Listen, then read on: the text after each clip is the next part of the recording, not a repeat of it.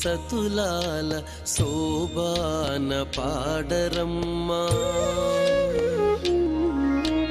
చూడరమ్మ సతులాల శోభాన పాడరమ్మ కూడున్నది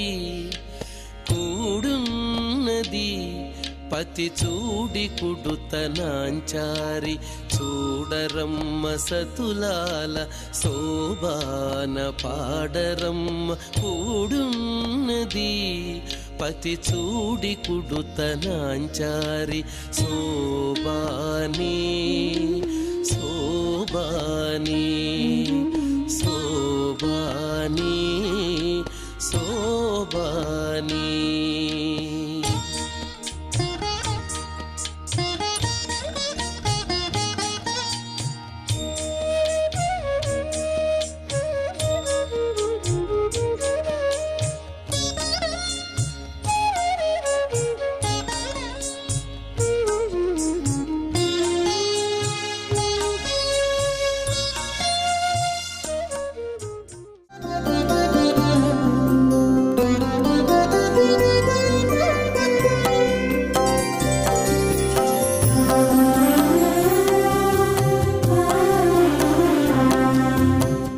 అనేక సంశయోచ్ఛేది పరోక్షార్థస్య దర్శనం సర్వస్య లోచనం శాస్త్రం యస్య నాస్త్యంధయేవ సహా.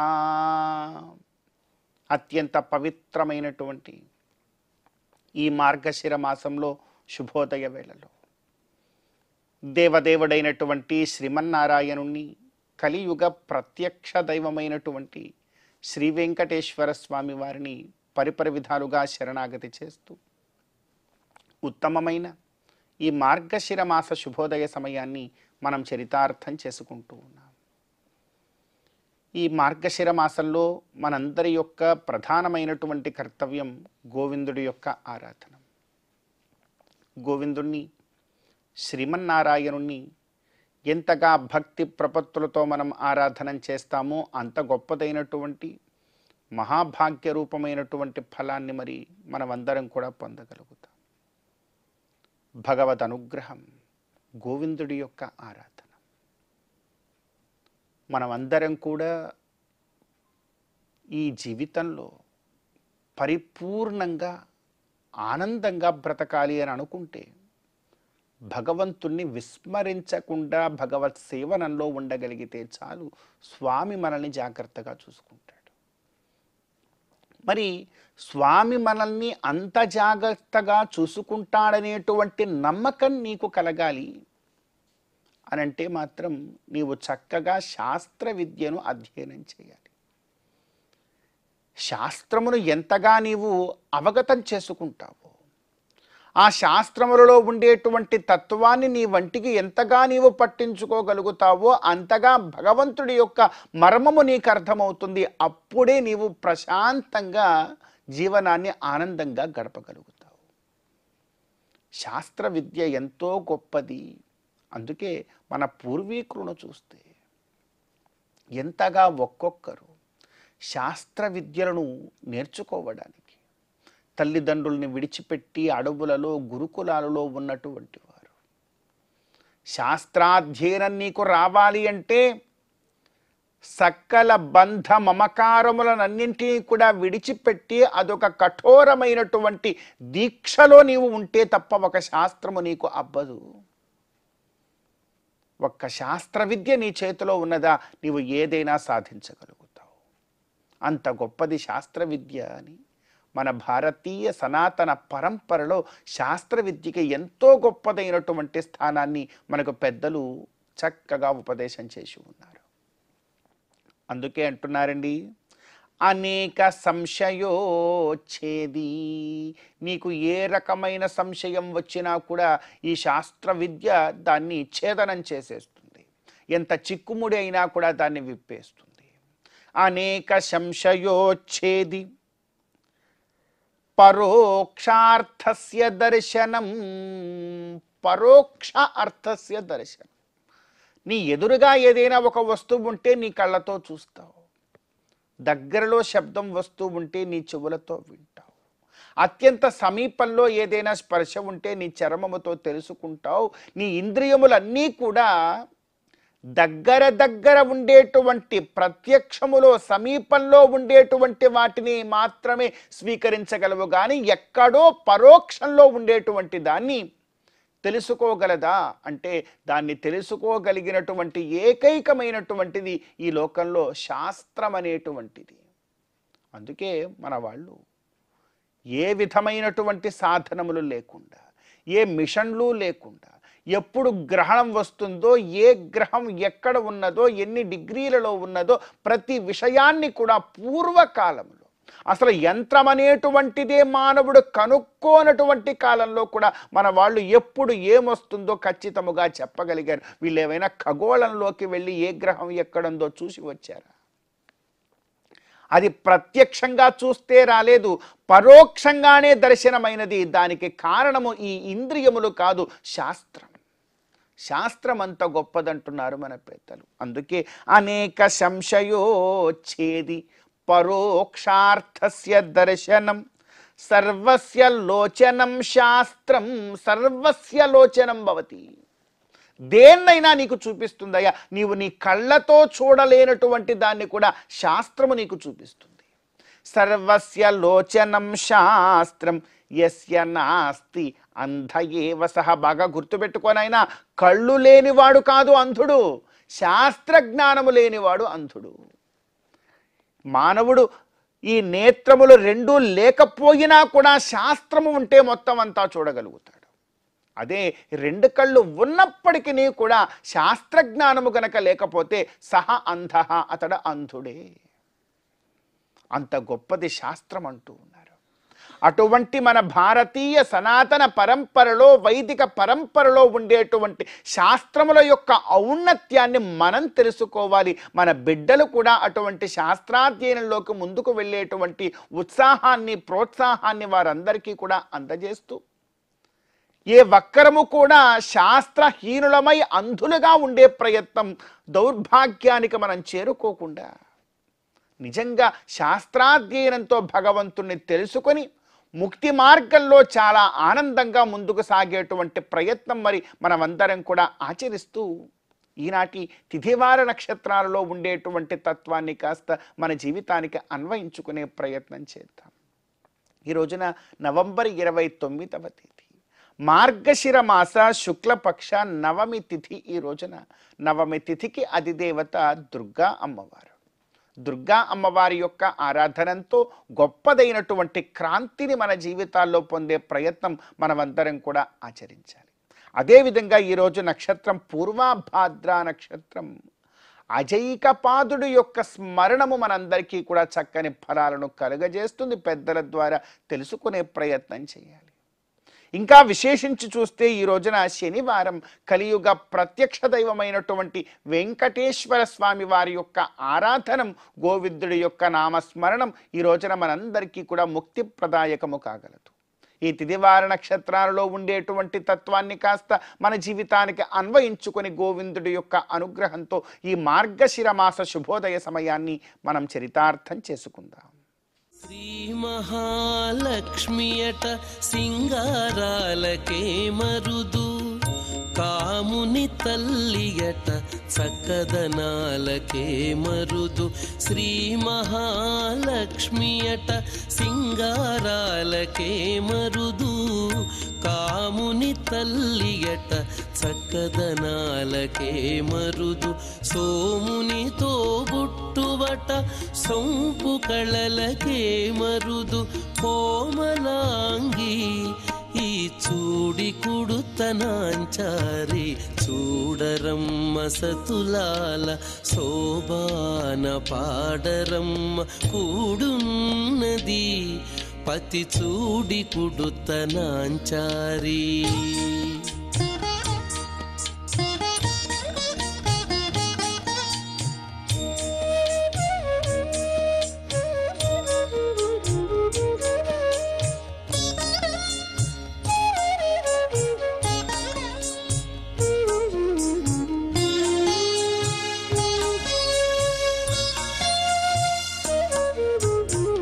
కలశాబ్ది కూతురట గంభీరాలకే మరుదు కలపలోకమాతయట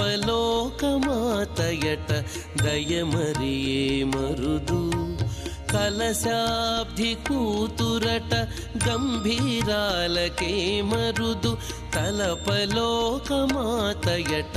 దయమరియే మరుదు జలజ నివాసినియట చల్లదనమే మరుదు జలజ నివాసినియట చల్లదనమే మరుదు కొలది మీరా ఈ చూడి కుడుతనాంచారి జలజ నివాసినియట చల్లదనమే మరుదు కొలది మీరా ఈ చూడి కుడుతనాంచారి చూడరమ్మ సతులాల శోభాన పాడరమ్మ కూడున్నది పతి చూడి కుడుతనాంచారి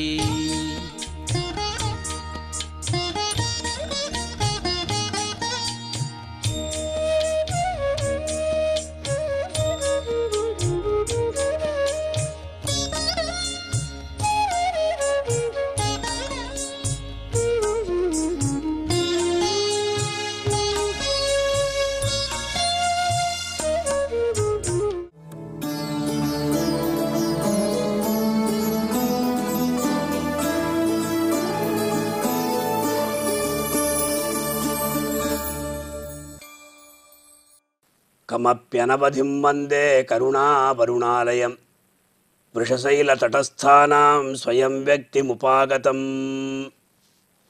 ఈ శుభోదయం వేళ శ్రీవారి వైభవం అనే కార్యక్రమంలో ఈనాడు భగవంతుని యందు ఎలా శరణాగతి చేయాలి, ఎటువంటి శ్లోకాన్ని దేవదేవుని యందు విన్నవించాలి, ఆ దేవదేవుని యొక్క దివ్య మహిషి స్థానంలో ఉన్నటువంటి దయాదేవ వైభవాన్ని తెలుసుకునే ప్రయత్నం చేద్దాం.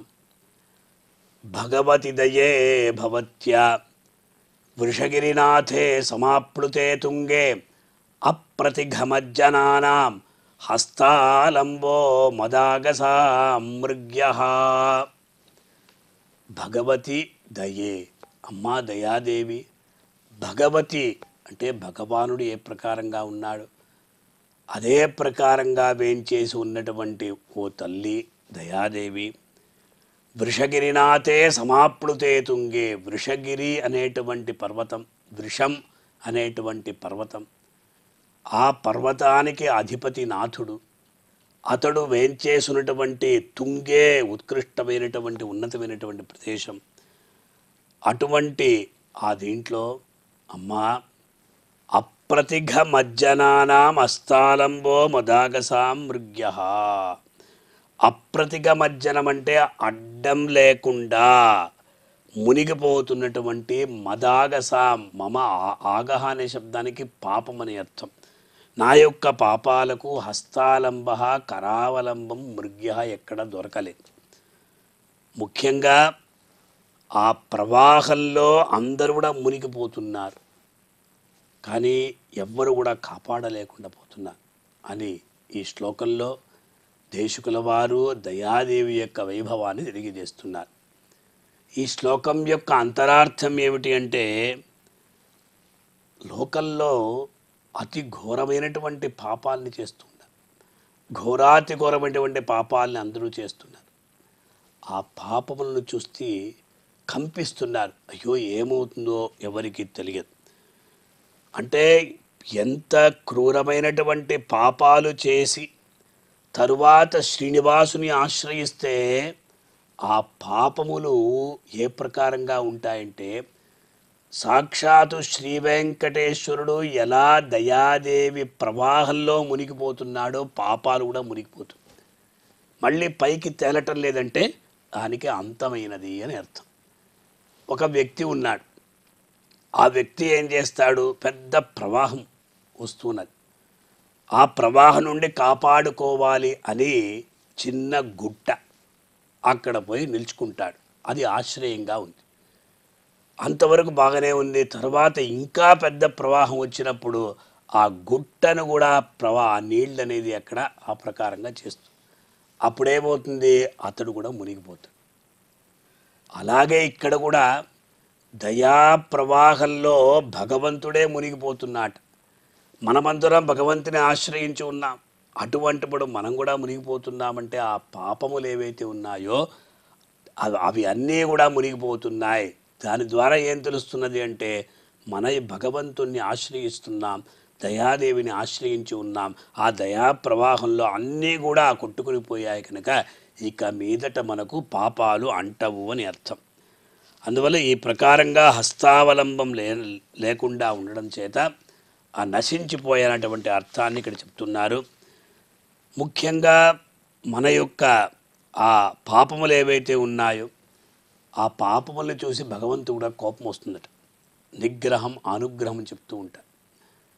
అదే సమయంలో భగవంతుడిని శరణాగతి చేస్తామే, ఆ భగవంతుడు మనల్ని రక్షిస్తాడా అంటే ఆ సమయంలో అతను కోపంగానే ఉంటాడు. అదే సమయంలో దయాదేవిని మనం ఆశ్రయిస్తే ఆ దయాదేవి ఒక్కసారి స్వామివారి దగ్గరికి వెళ్ళి, స్వామి లోకంలో నకశ్చిత్ నాపరాధ్యతి, లోకంలో పాపం చేయనటువంటి వాడెవరు, దోషాన్ని ఆచరించకుండా ఉన్నటువంటి వాడు ఎవడు, ఎవ్వరో ఒకరు ఏదో ఒక సందర్భంలో తెలిసో తెలియకో పాపాన్ని ఆచరించి ఉంటాడు, చేసి ఉంటాడు. కనుక నీ యొక్క బాధ్యత ఏమిటి అంటే కాపాడడం నీ యొక్క బాధ్యత అన్నారు. పరమ కారుణికుడు భగవానుడు కూడా తెలియక చేసినటువంటి ఆ పాపాన్ని క్షమించాలి అని మనం కోరుకుంటున్నాం. ఆ సమయంలో దయాదేవి అక్కడికి వెళ్ళి తన యొక్క అధీనంలో భగవంతుణ్ణి ఉంచుకొని ఆవిడ గట్టిగా చెప్తుందట, ఈ ప్రకారంగా నీవు ఉండకూడదు స్వామి, నీవు ఆశ్రిత వత్సరుడు, ఆశ్రిత రక్షకుడు అని పేరుందా, అటువంటి బిరుదాలంతా నీకు ఉన్నాయి, నీవు ఆపద ముక్కులవాడు అని కూడా నిన్ను అందరూ చెప్తున్నారు. ఈ ప్రకారంగా ఉన్నప్పుడు ఎవరైతే తప్పు చేశారు, తప్పు చేసినటువంటి అతడు నిన్ను శరణాగతి చేసినప్పుడు అతనిని కాపాడడం నీ యొక్క బాధ్యత కదా అని హెచ్చరిస్తుంది. అదే ప్రకారంగా భగవంతుడికి విన్నవిస్తుంది. లోకంలో ఒక భృత్యుడు తప్పు చేస్తే యజమాని కోపంతో వాడిని దండించాలి అని అనుకుంటాడు. కానీ తనకు తెలియకుండానే అతనిలో ఒక దయ ఏర్పడితే అతన్ని దండించకుండా వదిలిపెడతాడు. ఈ ప్రకారంగా ఈ యజమాని సాక్షాత్ శ్రీనివాసుడు దయాదేవి యొక్క అధీనంలో ఉన్నాడట. అంటే ఆవిడ ఎల్లప్పుడూ హితాన్నే పలుకుతుంది. భక్తుల సంరక్షణం కొరకు, భక్తుల్ని ఆదుకునే విషయంలో ఆవిడ ఎప్పుడు కూడా జాగరూకతతో ఉంటుంది అని దేశికుల వారు తెలియజేస్తూ, అటువంటి దయాదేవిని మనమందరం కూడా ఆశ్రయిద్దాం. అలాగే స్వామివారి యొక్క దివ్య అనుగ్రహాన్ని పొంది తరిద్దాం. ఓం నమో వెంకటేశాయ. అమరవందితయట అట్టే మహిమయే మరుదు, అమృతము చుట్టమట ఆనందాలకే మరుదు. అమరవందితయట అట్టే మహిమయే మరుదు, అమృతము చుట్టమట ఆనందాలకే మరుదు. తమితో శ్రీ వెంకటేశు తానే వచ్చి పెండ్లాడే, తమితో శ్రీ వెంకటేశు తానే వచ్చి పెండ్లాడే.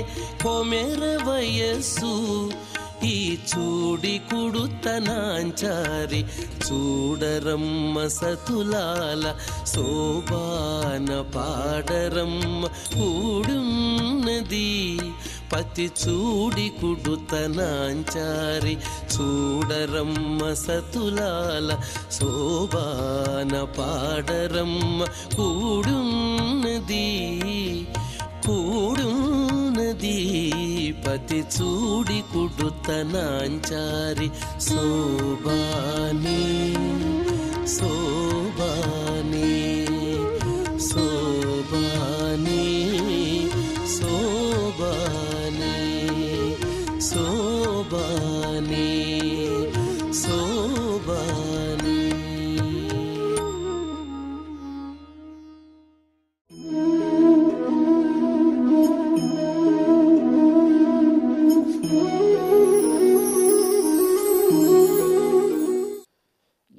సముపార్జనం చేత ఏ జీవునికైనా ఒక విలువ ఏర్పడుతుంది. ప్రాచీన కాలంలో మహారాజులు తమ ఆస్థానాలలో మహాకౌరుని, పండితులని, విద్వన్మూర్తులని, సంగీత విద్వాంసులను ఎందుకు పోషించారంటే వారి యొక్క కృషిని వారు గుర్తించారు కాబట్టి. అలా గుర్తించలేదనుకోండి, వారు మట్టిలో మాణిక్యాలు అయిపోతారు, వాళ్ళని ఎవరూ పట్టించుకోరు. ఈ మహత్తర సూక్తిలో గొప్ప అంతరార్థం ఉన్నది. అతి పరిచయాత్ అభిజ్ఞా సంతత గమనాత్ అనాదరో భవతి మలయే భిల్ల పురంధ్రి చందన తరుకాష్టమింధనం కురుతే. మలయ పర్వతం ఉన్నది. ఆ మలయ పర్వతం పైన ఉన్న వృక్షాలన్నీ కూడా సుగంధబంధురములైనటువంటి చందన వృక్షాలే. చందన వృక్షాలంటే అక్కడి నుంచి వీచినటువంటి గాలి ఎంత మనోహరంగా ఉంటుంది, ఎంత హృదయాన్ని ఆకట్టుకుంటుంది, ఎంత ఆహ్లాదకరంగా ఉంటుంది. ఆ చందన కాష్టం కూడా ఎంత విలువైనది. ఒక అడుగు, ఒక మూర కాష్టం కూడా, కట్టెను కూడా ఎంతో ధరకు అమ్ముతారు. అంత గొప్ప విలువ కలిగినటువంటి కట్టెలు చందనపు కట్టెలు. అవి మలయ పర్వతం పైన ఉంటాయి. అయితే ఆ చందనము కట్టెల యొక్క విలువ తెలిసినటువంటి వ్యాపారి వాటిని కళ్ళగద్దుకుంటాడు. కానీ భిల్లపురంధ్రి, అక్కడ ఆటవికులు ఉంటారు. ఆటవికులు నాగరికత తెలియదు కదా వాళ్ళకి. ఇది చందన వృక్షమని, ఈ కట్టెలు చాలా విలువైనవని తెలిస్తే వాళ్ళు హాయిగా వాళ్ళు కూడా వ్యాపారం చేస్తారు, అమ్ముకుంటారు. అలా తెలియదు వాళ్ళకి. అందుకని వాళ్ళు వంట కట్టెలుగా ఉపయోగించుకుంటారట. వాటిని పొయ్యిలో పెట్టుకుంటారు, కాల్చుకుంటారు. మలయే భిల్ల పురంధ్రి చందన తరుకాష్టం ఇంధనం గురితే. అలాగా మహానుభావుల విలువ తెలియనటువంటి వాళ్ళు అలాగే వాళ్ళని పట్టించుకోరు, గౌరవించరు. అటువంటి వాళ్ళ దగ్గరికి మనం పోవాల్సిన పని లేదు. కాబట్టి క్రమమెరిగిన దాతకడకు రమ్మన్నారా అంటాడు క్షేత్రయ్య. ఆయన తంజావూరి ఆస్థానానికి వెళ్ళినప్పుడు తము తామే వర్తురర్థులు క్రమమెరిగిన దాతకడకు రమ్మన్నారా కమలంబులున్న చోటికి భ్రమరంబుల అచ్యుతేంద్ర రఘునాథ నృపా అని చెప్తాడు. మిమ్మల్ని ఆహ్వానించలేదే, మీరు వచ్చేసారే అంటే రఘునాథ భూపాలుడు, కమలంబులున్న చోటికి భ్రమరంబులను రమ్మని ఎవరన్నా పిలుస్తారా మహారాజా? కాబట్టి మీరు యోగ్యత గుర్తించేవాళ్ళు కాబట్టి మీ దగ్గరకు వచ్చేసాం మేము అంటాడు. అలాగా కృష్ణదేవరాయల వారు అష్టదిగ్గజాలను పోషించారు. రఘునాథరాయల వారు ఎందరో మహాకవులను పోషించాడు. భోజరాజు గారు నవరత్నాలను పోషించాడు, కాళిదాసాది మహాకవులని. అలా అతి పరిచయాత్ అభిజ్ఞ, బాగా తెలిసినటువంటి వాళ్ళు, అలా విలువ తెలిసినటువంటి వాళ్ళ దగ్గరికే వెళ్ళాలి. కానీ ఈ అధునాతన కాలంలో పెద్ద పెద్ద అధికారులు ఉంటారు, దేశాన్ని పరిపాలించే వాళ్ళు ఉంటారు. వాళ్ళకి మనం విలువ తెలియకపోయినా సరే వాళ్ళ దగ్గరికి వెళ్ళాల్సి వచ్చిన పనులు మనకు ఏర్పడుతూ ఉంటాయి. అప్పుడు ఇంకా మనం పరమాత్మ మనల్ని కరుణించాలి. ఆ పరంతా కరుణిస్తేనే మనకు అక్కడంతా పనులు అవుతాయి.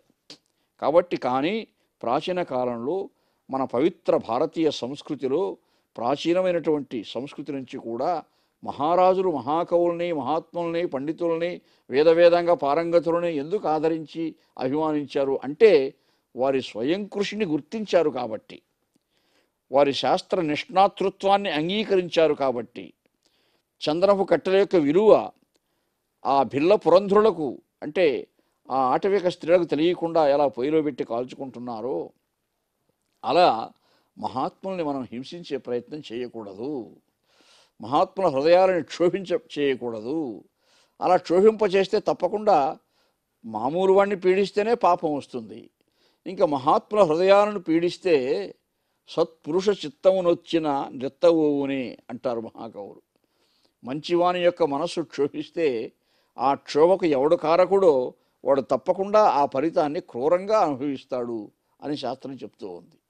కాబట్టి అతి పరిచయాత్ అభిజ్ఞ, అది తెలుసుకొని మనం కూడా విలువ కలిగినటువంటి వాళ్ళు, విలువ తెలిసినటువంటి వాళ్ళ దగ్గరికే పోవాలి అనే సూక్తిలో ఉండే మర్మం ఇది అని గ్రహించాలి.